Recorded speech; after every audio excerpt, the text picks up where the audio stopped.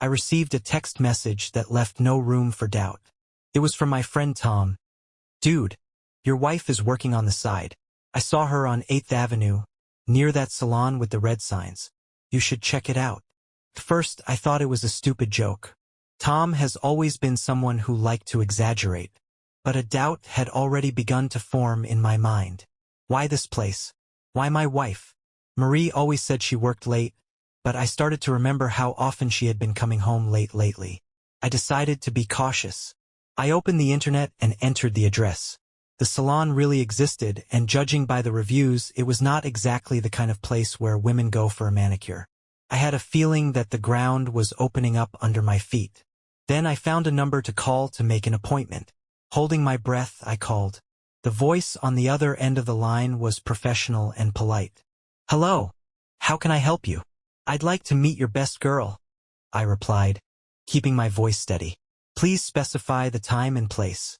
I gave them the address of the apartment I had rented specifically for the occasion.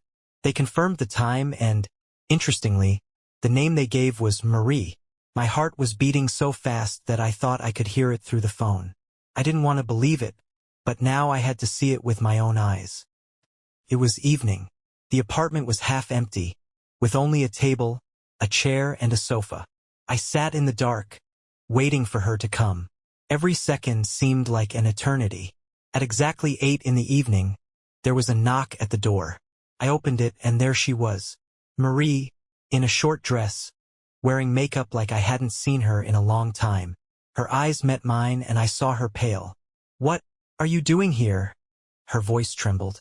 "Probably the same as you," I answered coldly, looking at her.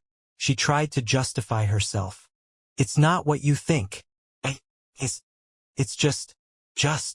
I interrupted her, throwing the documents on the table. "I know everything, Marie. You could have at least admitted it instead of taking me for a fool." She started accusing me. "It's you. It's your fault. You never paid any attention to me, I laughed, bitterly, loudly, so that she flinched. "Have you ever lacked attention? And this is your way of getting it? I'm sorry, Marie, but it's over." I got up, walked past her to the door, and opened it. "Get out, and don't look for me anymore." She stood there, shocked, but I was no longer listening. For me, it was the end of a chapter that was never meant to be a part of my life. After Marie left, I was alone in the apartment. The room was dead silent, and I could feel my anger gradually giving way to exhaustion. Everything I had built with her now seemed like a lie. I sat at the same table on which I had thrown the divorce papers and tried to figure out what to do next. The phone vibrated on the table. A message from Tom. "Well, did she come?" I did not answer. There were no words that could describe what I was feeling. But at the same time, I understood. Tom was right when he said I should check it out. Without him, I might have continued to live in the dark. I took the documents left on the table and decided to return home. The road was empty, and it gave me time to think. All the conversations I had with Marie when she told me she was working late, all the excuses I had accepted without any suspicion, were running through my mind. When I arrived at our house, I saw that her car was gone. It seemed that she decided to give me time to cool down, or maybe she just didn't know how to come back after everything that had happened. I went inside, locked the door, and just lay down on the couch. Sleep came faster than I expected. The next morning, I woke up to a knock on the door. I opened the door and saw Tom. His face was full of anxiety. "How are you?" he asked. "What do you think?" I answered, letting him in. It was the worst night of my life. He sat down on a chair and looked at me silently. Then he said, "I know it's hard, but you made the right choice. Lying is not something you can live with." I nodded, although deep down I felt not only anger but also emptiness. Talking to Tom helped me calm down a bit, but there was still a lot to do. A divorce, a change in lifestyle, and, most importantly, getting back to myself. The next few weeks were a chore. I filed for divorce, changed the locks on the door, and got rid of everything that reminded me of Marie. I ignored her attempts to contact me. There was no point in listening to excuses or explanations. Everything was already clear.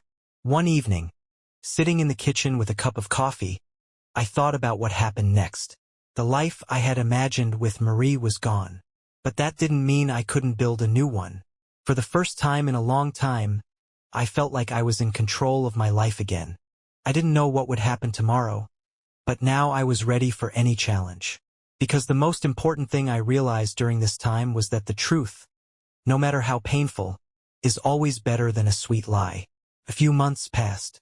Life gradually fell into place, although the pain of betrayal still remained somewhere in the back of my mind.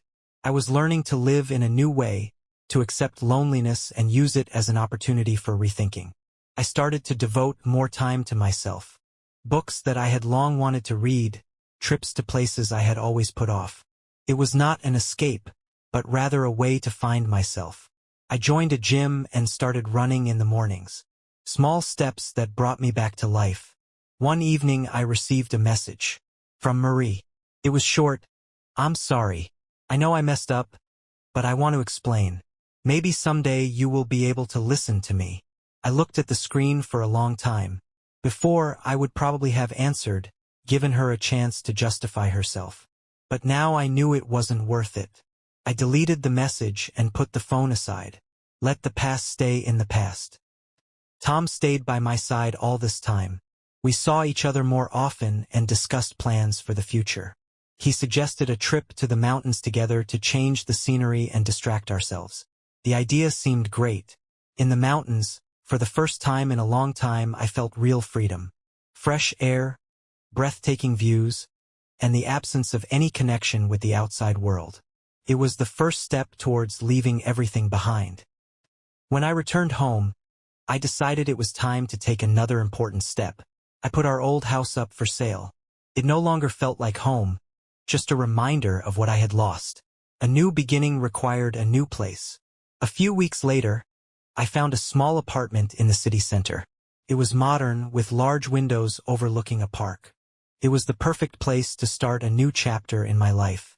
I completely furnished the apartment, adding my own style to it. Books on the shelves, paintings on the walls, a few plants. All this created an atmosphere that was only mine. I began to feel that I was back in control of my life. The past still reminded me of itself sometimes, but now I knew how to live with it. I realized that the most important thing was not to let the betrayal define who I am. People make mistakes, and while that doesn't excuse them, it doesn't have to destroy us either. Now I live my life focusing on myself and my dreams. My life is not perfect, but it is real. I have learned to leave the pain behind and move forward, knowing that there is always a chance to start again. Life started to pick up, and I had a feeling that I was ready for new changes. One day, while walking in the park, I noticed a small animal shelter. There was a sign at the entrance. "We are looking for loving homes." I looked at it for a long time until I decided to go inside. The shelter was simple but cozy. Volunteers took care of the animals, trying to make their temporary home comfortable. I had no clear intention of getting a dog, but something pulled me to this place. "How can we help?" asked the woman at the table. "I'm just looking," I answered, but then added, "Maybe I'm looking for a companion." She smiled and invited me to go to the enclosures. There I saw dozens of eyes looking at me with hope. But among them all, there was one dog that caught my attention. It was a small mix with sad eyes and a little bit of shaggy fur. The sign next to him read, "Rudy, 3 years old. Kind but shy." I bent down to get a better look at him. "Hi, Rudy," I said. The dog came closer but cautiously. His tail twitched, and I felt that we had established some kind of connection. The volunteer came up and said, "He has been here for over a year. He is very kind, but he is often overlooked because of his modest appearance." I stood there watching him for a while longer and realized that I couldn't leave without him. "I want to take him away," I said. The paperwork took a while, but I didn't return home alone that day. Rudy was sitting quietly in the back seat of the car, occasionally casting a cautious glance at me. Life with Rudy has become a new stage. He brought warmth and energy to the house, which I missed so much. We went for walks together, and those moments became my favorite time of the day. He taught me to enjoy simple things: the morning sun, the smell of grass, the silence of the forest. One evening, Sitting at home, I realized that Rudy had become more than just a dog to me. He was my friend, a reminder that even after the darkest periods, you can find the light. Now Rudy and I live in harmony. I don't feel lonely anymore because I always know that a loyal friend is waiting for me at home. And although the scars from the past remain, I know that we can cope with anything together. Rudy became a part of my life at the right time, and now I realize it was no accident. The night I brought him home, I looked at the calendar and noticed the date. Exactly 1 year ago, everything changed. That was the day I received that ill-fated text message from Tom that turned my life around. I sat down on the couch and Rudy curled up next to me. His trusting look made me think. Perhaps it was on this date that I needed to find someone to help me let go of the pain and start again. The dog that had been waiting in the shelter for over a year was now by my side, and it couldn't have been just a coincidence. The next morning, I decided that we should celebrate. Rudy and I went for a walk in a park that I had long loved but never dared to go to. It was a quiet, cozy place with long paths surrounded by trees. The sunlight was breaking through the leaves, creating the perfect atmosphere for starting a new phase. I brought coffee in a thermos and a book I had been wanting to read for a long time. Rudy ran along the trails, but he always came back to check on me. It was almost symbolic. Even though the past was somewhere behind me, it always reminded me of itself, but it no longer had such power over me. Sitting on the bench, for the first time in a year, I felt real peace. Remembering how it had all started with pain and disappointment, I realized that everything had changed. Rudy was not just a dog. He was a reminder to me that life gives you a chance to recover, even when it seems like all is lost. We spent the evening of that day at home. I cooked dinner, and Rudy sat at the table, waiting patiently for a piece of something tasty. I looked at him and smiled. He was quiet, but so present in every moment. "You probably don't realize what you've done for me, my friend," I said, stroking his head. "But I know that our meeting was fate.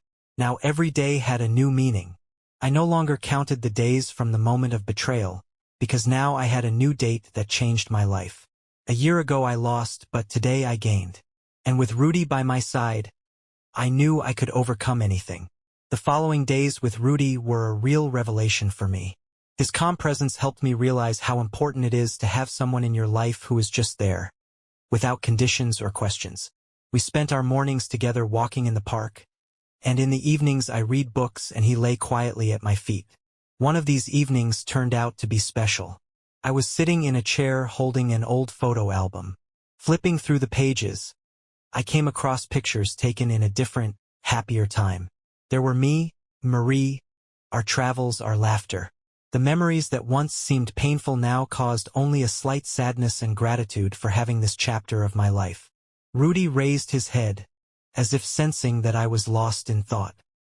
His eyes looked at me with such understanding that I couldn't help but smile. "You're probably wondering why I keep these photos at all, right?" I said, turning to him. "I guess because they remind me that even the bad chapters have a meaning." Rudy wagged his tail as if in agreement. A few weeks later, I decided to do what I had been putting off for months, to meet with Tom and thank him for the truth that, although painful, had set me on a new path. We agreed to meet at our favorite cafe, where we had often spent time in the past. When I arrived, Tom was already sitting at the table with a cup of coffee. He looked up and greeted me with a warm smile. "I see you look much better than you did then," he said. "Maybe it's thanks to Rudy," I replied, telling him about the dog and how he changed my life. Tom listened attentively, nodding. Then he said, "You know, I was always afraid that you would hate me for that message. But now I see that I did the right thing." "You did what you had to do," I said, "and I'm grateful to you for that." We spent several hours talking, recalling old times and dreaming of new plans. It was another important milestone on the way to my recovery. Returning home, I felt lighter. A life that seemed ruined now had a new meaning. With Rudy by my side, I knew that even the biggest storms can be weathered if you are ready to move on. It was the beginning of a new chapter, calm, meaningful, and full of small but real joys. After meeting with Tom, I felt much lighter. It was like the last step to finally leaving the past behind. But life had another surprise for me. One morning, when Rudy and I were walking in the park, I noticed a girl sitting on a bench drawing. She looked concentrated, but at the same time her face radiated peace. As usual, Rudy couldn't help but run up to her, wagging his tail. "Oh, hello, little one," she said, smiling and stroking his head. I approached, apologizing. "I'm sorry, he's a bit obsessive." "It's okay," she replied, still smiling. "He's so cute. Is he yours?" "Yes, we are a team now," I said, smiling myself. "What do you paint?" She showed me her sketch. It was a park landscape, with trees and sunlight coming through the leaves. The painting was incredibly detailed and at the same time full of life. "Are you an artist?" I asked. "I'm an amateur," she replied. "Painting is a way for me to calm down." "And you?" "I'm just walking with Rudy. This is our morning tradition." That's how we met. Her name was Emily, and she turned out to be a surprisingly interesting person to talk to. We talked for about 20 minutes while Rudy ran around. When it was time to leave, I hesitated a bit, but I asked her, "Maybe we can have coffee sometime? You'll show us more of your work."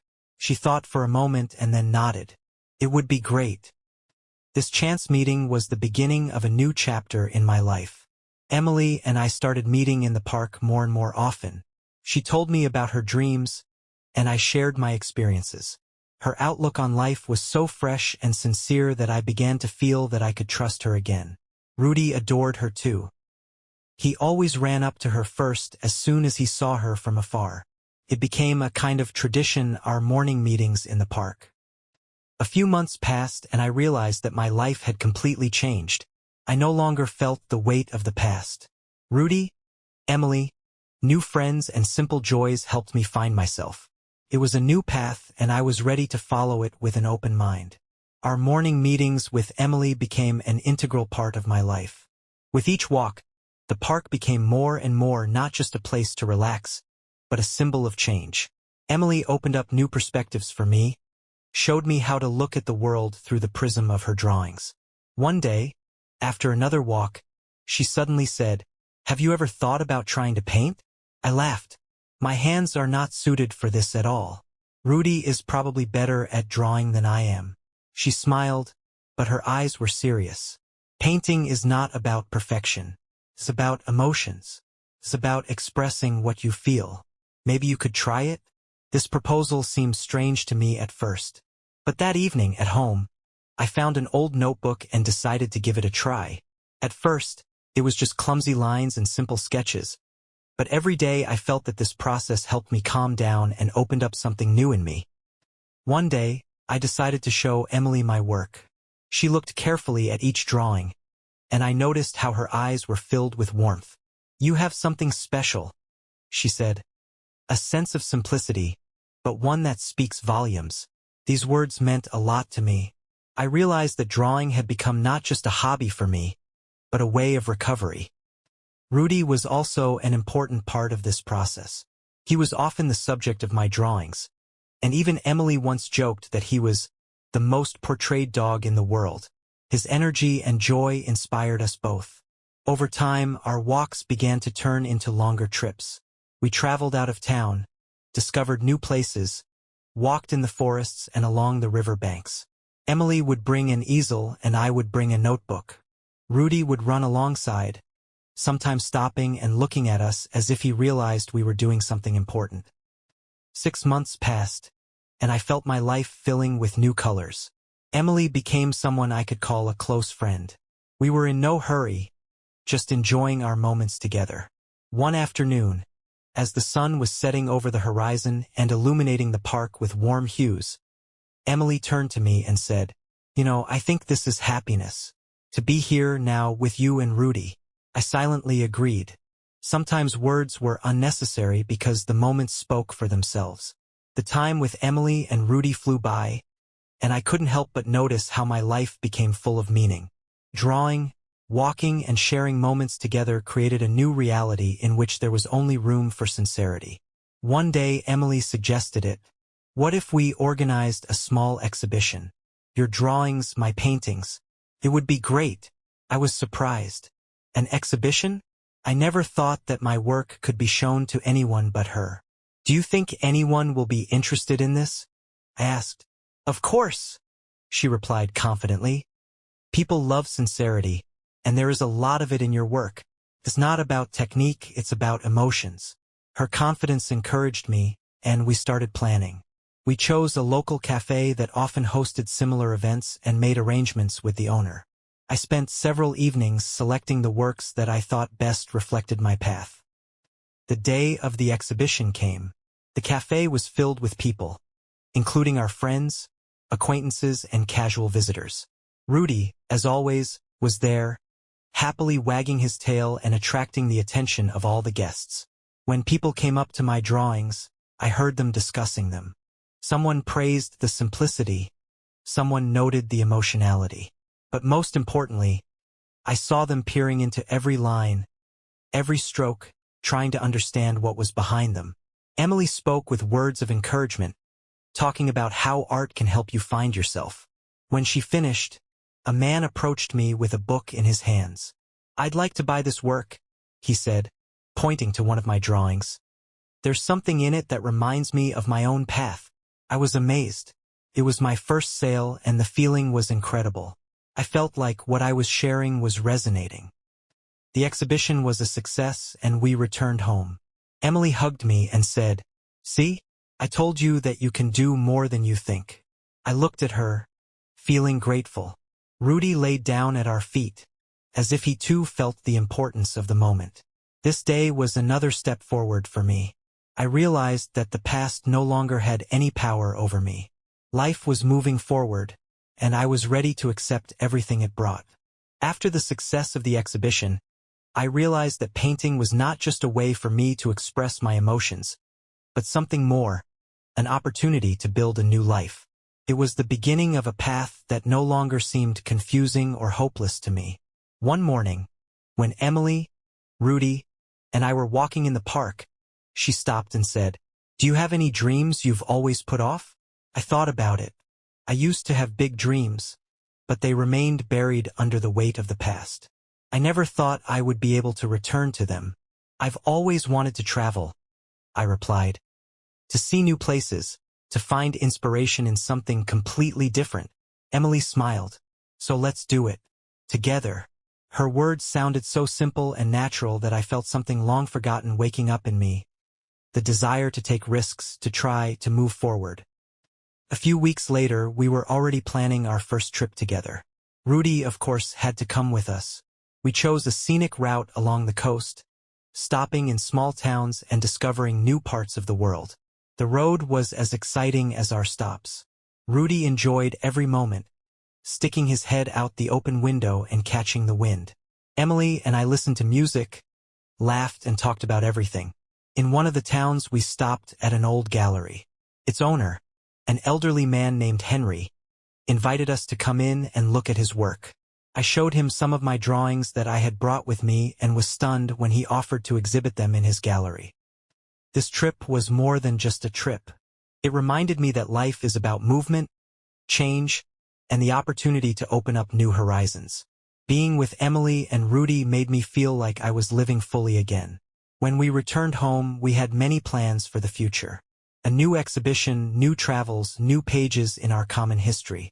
The past was behind us, and I finally felt that I had the strength to move forward. After returning from our first big trip, Emily and I started making plans for the future. The sense of freedom we experienced on the road changed us both. Rudy seemed to feel the spirit of adventure as well. He often brought his leash as if to remind us that it was time to go. One evening, when we were having dinner, Emily suddenly said, "What do you think would happen if we turned our travels into a project? Something we could share with others?" I was surprised, but I was interested in the idea. "For example, maybe a blog or even a small magazine," she explained. "We can talk about the places we visit and show your drawings. It will be unique." The idea seemed interesting and scary at the same time, but I saw real enthusiasm in her eyes and decided to try it. We started small. We bought a simple camera, created a social media page, and started sharing our stories. Emily wrote the texts, I added pictures, and Rudy became our main character in the photos. People liked our sincerity and simplicity. The comments we received inspired us to continue. One day, the editor of a small travel publication wrote to our page. He offered to publish one of our stories in their magazine. It was unexpected, but we agreed. A few months later, our project started to grow. We received invitations from other travelers, visited new places, and shared our experiences. Each trip was unique, but they all had a common denominator. They filled our lives with meaning and helped us become even closer. Rudy was always there as our tireless support. His presence gave our story a special warmth. It's been a little over a year since we started our journeys, and I've realized how much my life has changed. What started as an attempt to find myself has turned into a shared adventure that has given me new meaning.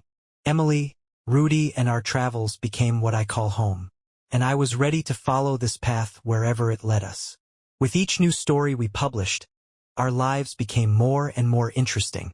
People wrote to us, shared their own stories, and invited us to their cities to show us unique parts of their culture. We realized that our travels were not just for us. They became an inspiration for others. One day, when we were returning from another trip, Emily said, I think it's time for a change. I feel like we can create something more than just a blog." I looked at her with interest. "What do you mean?" "Let's write a book. About our travels, how we started all this, about you, me, and Rudy. It will be something real that we can share with the world." It was a bold idea, but at the same time so logical. We had so many stories that deserved to be told and so many emotions that could inspire others. We started working on the book the very next day. Emily wrote the main text, adding her thoughts and memories, and I created illustrations and added my notes about each place we visited.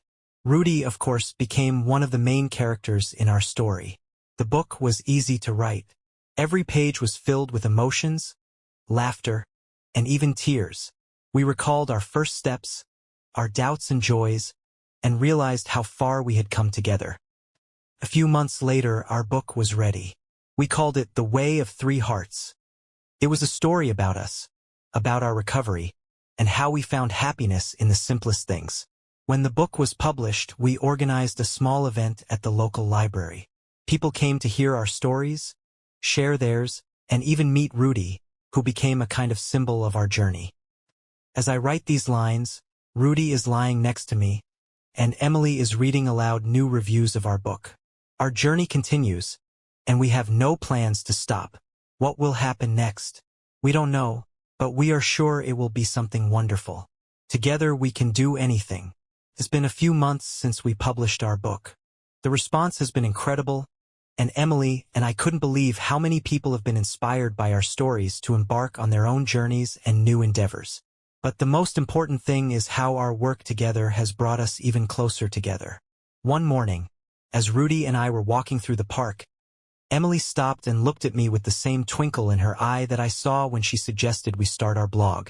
"Do you think," she said, "maybe we should organize a meeting with our readers? Something informal, where people can talk, tell their stories, and get inspired."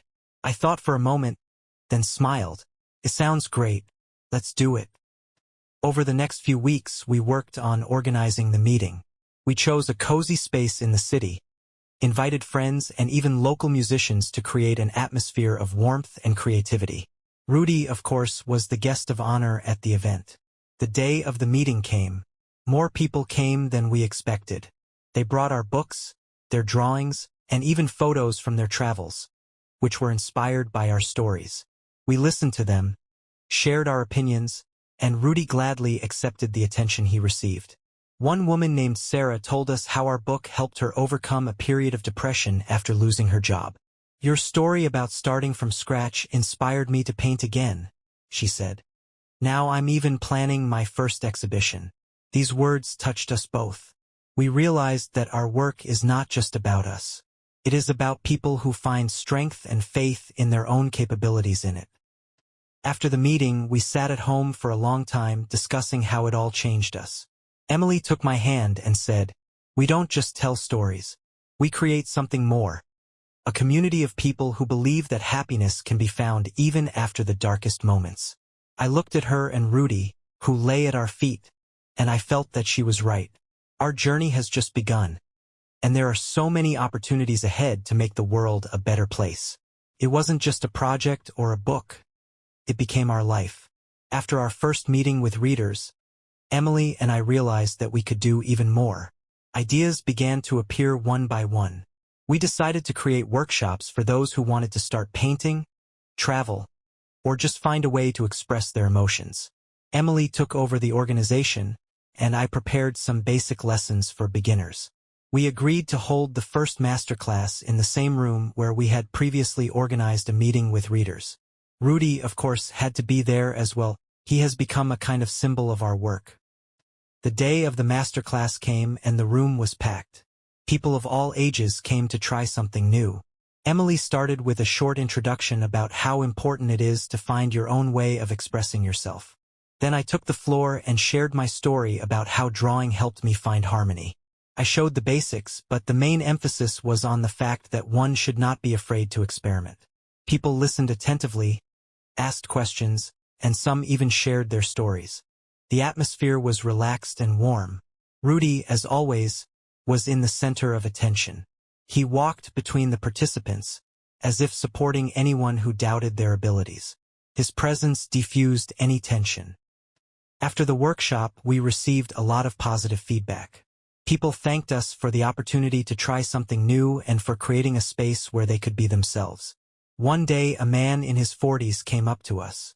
He was holding his first drawing, a simple sketch of a tree. "Thank you," he said.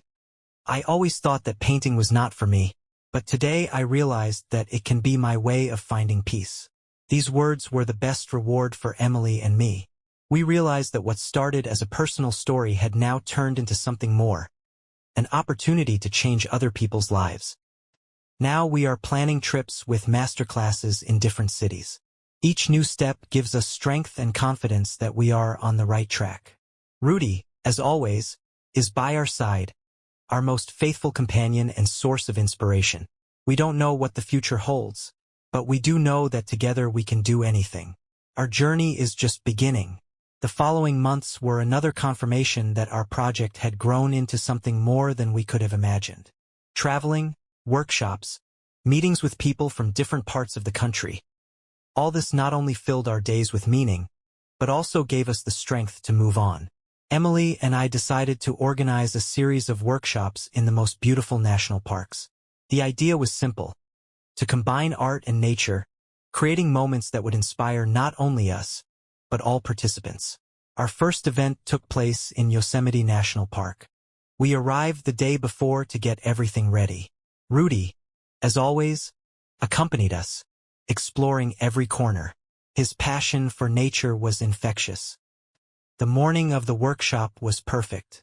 Fresh air, a view of majestic mountains, and a group of people who came to share their desire to create. We settled down by a small lake, where everyone could find their own place for inspiration. Emily started with a short talk about how nature can influence our perception of the world.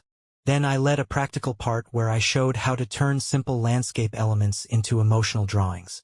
People were working hard, but at the same time there was a sense of a light, friendly atmosphere. Some of them were holding a pencil for the first time, while others had experience. But it didn't matter. The main thing was the desire to create something of their own. Rudy became the favorite of the day. He walked among the participants, stopping by each one as if to check on their progress. His presence brought joy and laughter to everyone. After the masterclass, we invited everyone to share their works. It was amazing to see how each drawing reflected not only the landscape, but also a piece of the author's soul. People thanked us, and we thanked them for making this day special. On the way home, I realized how much my life had changed in recent years. From the moment I first met Rudy to this moment, everything has been like a long but necessary journey of self-discovery. Emily, sitting next to me in the car, looked at me and smiled. "You know, this is just the beginning. I am sure that we have many more incredible adventures ahead of us." I nodded, looking at the road ahead. She was right about that. Our path was open, and I looked forward to seeing where it would take us. Our adventures continued, And with each new event we felt our community grow.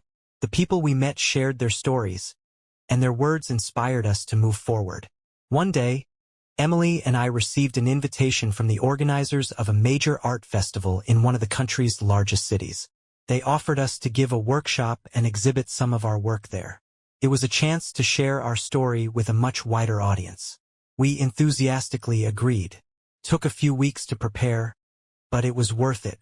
Emily took care of the organizational issues, and I painted new pictures that could show our travels and the emotions associated with them.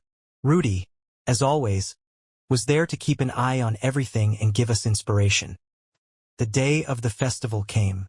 We arrived early to prepare our stand. It was simple but warm. Drawings, photos, and a few posters with our stories. People started coming up even before the official opening. They stopped to look at our work, asked questions, and wondered how we were able to turn our experiences into such a beautiful story. Rudy, of course, attracted a lot of attention. He was not just a dog, but a real hero of our project. Children would come up to him, pet him, and take pictures, and adults would ask about his role in our lives. The day culminated in our masterclass. We decided to focus on how drawing helps to cope with stress and find new meanings. Emily talked about her first steps in art, and I shared my experience of recovering from the most difficult moments. The participants worked with inspiration, and at the end we invited them to show their work. It was a touching moment.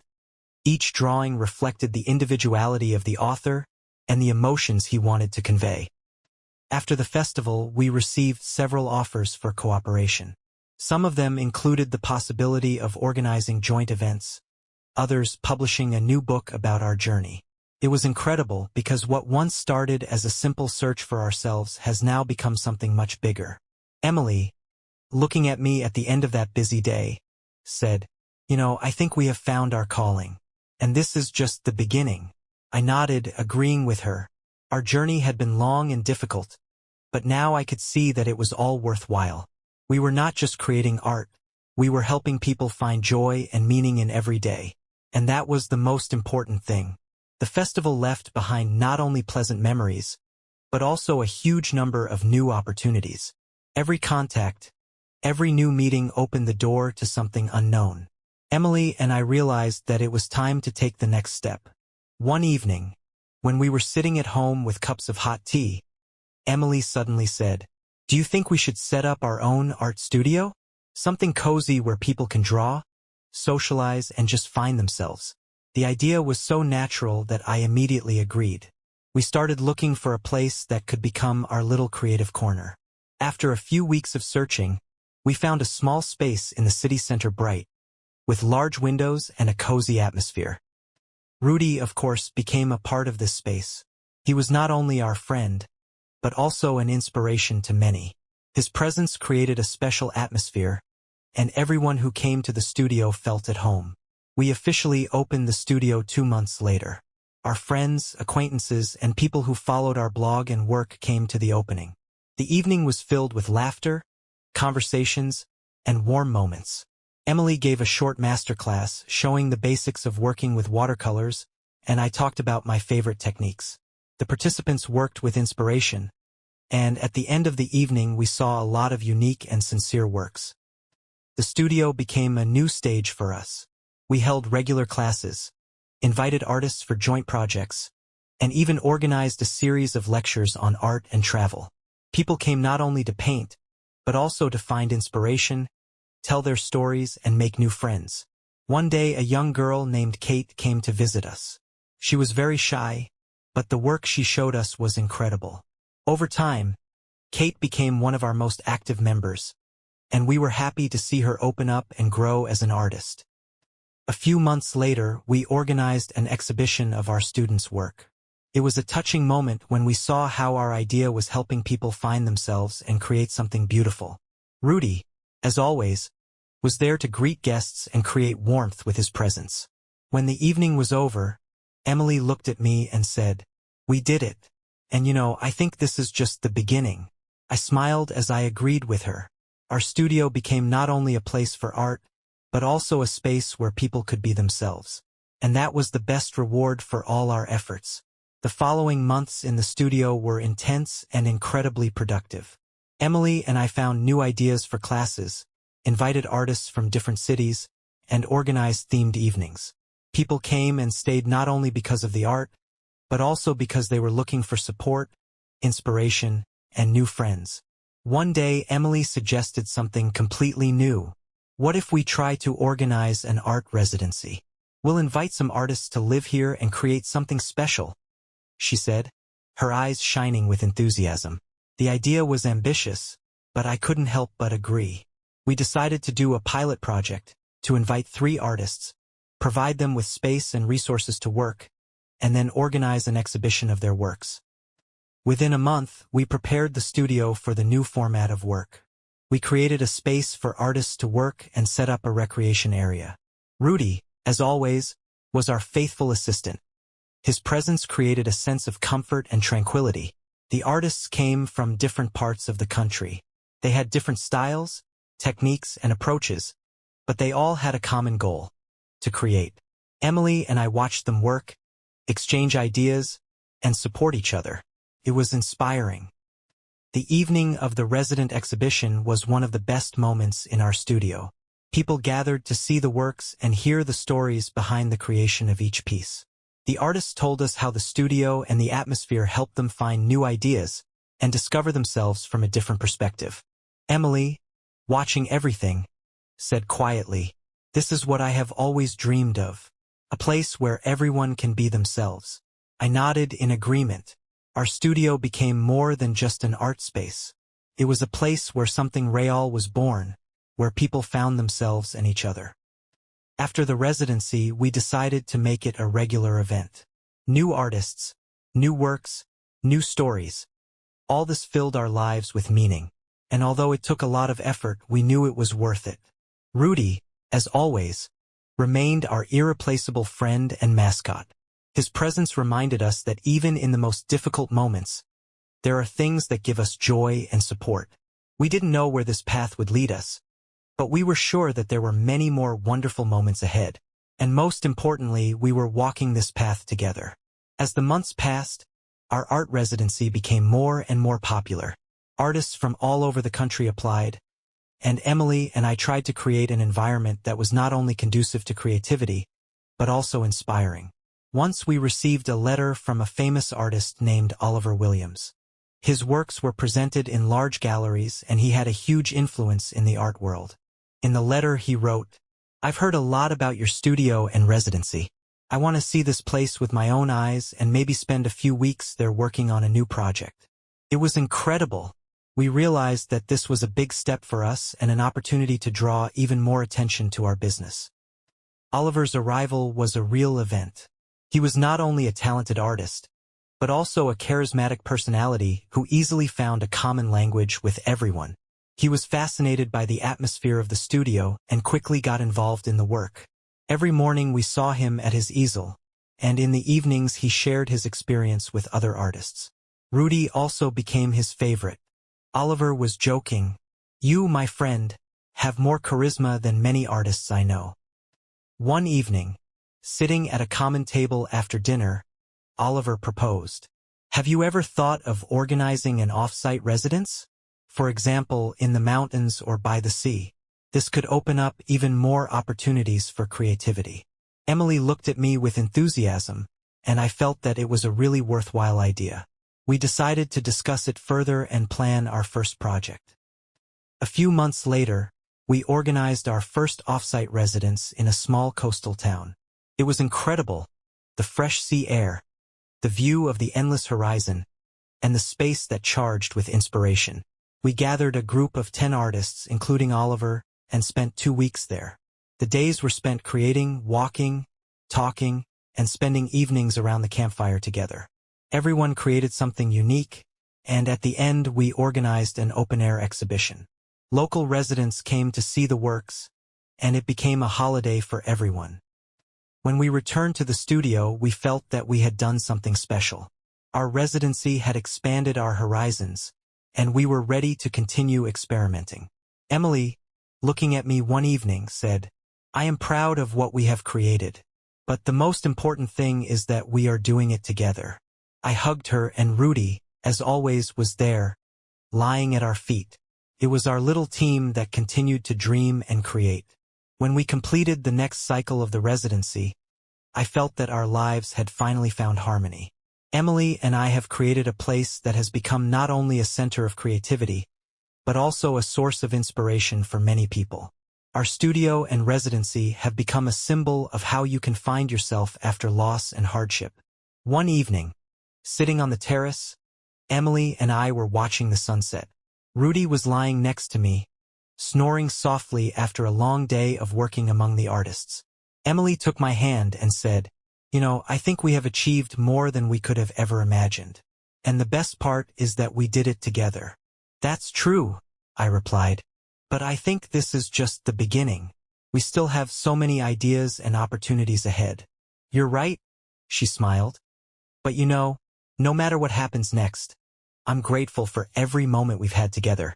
I looked at her and then at Rudy and realized that this is happiness. Not loud success or recognition, but these quiet, warm moments with those you care about most. The next morning we received a letter from one of the participants of our residency. She wrote, "Thank you for this unique experience. Your place reminded me that creativity is not just about technique or results, but about the path to yourself. You have changed my life." These words were another confirmation for us that we were on the right track. We continued to work, dream, and create together. Now, when I look at our lives, I realize that it all started with those first steps towards recovery. With Rudy, who became my friend in the darkest of times, and with Emily, who showed me that love and support can change everything. Our life is a journey, and I am grateful for every day we have lived together.